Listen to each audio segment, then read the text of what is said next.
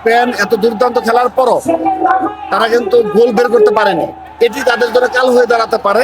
একদম টান টান উত্তেজনা, যে আর্জেন্টিনা হয়তো বা হেরে যায় কিনা। প্রথমার্ধে স্পেন দুর্দান্ত খেলেছে, আর্জেন্টিনা মনের মতো খেলা খেলতে পারেনি, তাদের যে কৌশল সে অনুযায়ী খেলতে পারেনি। কিন্তু স্পেন এত দুর্দান্ত খেলার পরও তারা কিন্তু গোল বের করতে পারেনি। এটি তাদের জন্য কাল হয়ে দাঁড়াতে পারে। এত এত দুর্দান্ত খেলার পরও তারা গোল করতে পারেনি। তো আর্জেন্টিনা এই বিশ্বকাপের যে ধারাবাহিকভাবে সেকেন্ড হাফে, বিশেষ করে লাস্ট 30 মিনিট যে দুর্দান্ত খেলে, আমার মনে হচ্ছে আজও সেটাই ঘটবে। কারণ হলো স্পেন অতিরিক্ত আক্রমণাত্মক খেলতে গিয়ে তারা কিন্তু টায়ার্ড হচ্ছে হয়তো বা।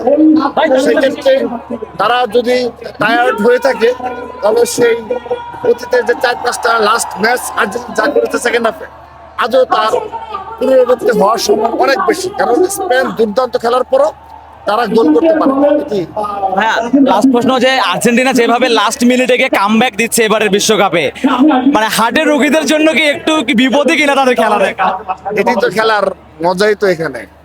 তো দর্শকরা উপভোগ করছে, উদযাপন করছে, এবং মানে একদম টান টান উত্তেজনা, যে আর্জেন্টিনা হয়তো বা হেরে যায় কিনা, এরকম একটি আর্জেন্টিনা সমর্থকদের মানে স্বাভাবিকভাবেই এটি একটি কাজ করে যে হেরে যায় কিনা।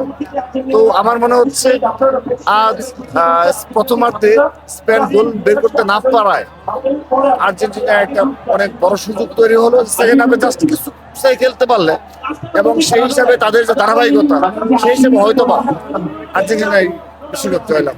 একদম শেষ প্রশ্ন, লিওনেল মেসির হাতে যদি শেষ অব্দি ওয়ার্ল্ড কাপটা না যায় কতটা কষ্ট পাবেন? এটি অবশ্যই দুঃখজনক হবে যে মেগা স্টার এবং আমাদের সবারই মানে শ্রেষ্ঠ গ্রেট প্লেয়ার যদি না পেয়ে থাকে, অবশ্যই দুঃখজনক হবে। আমরা তো সবাই মেসির অন্ধভক্ত।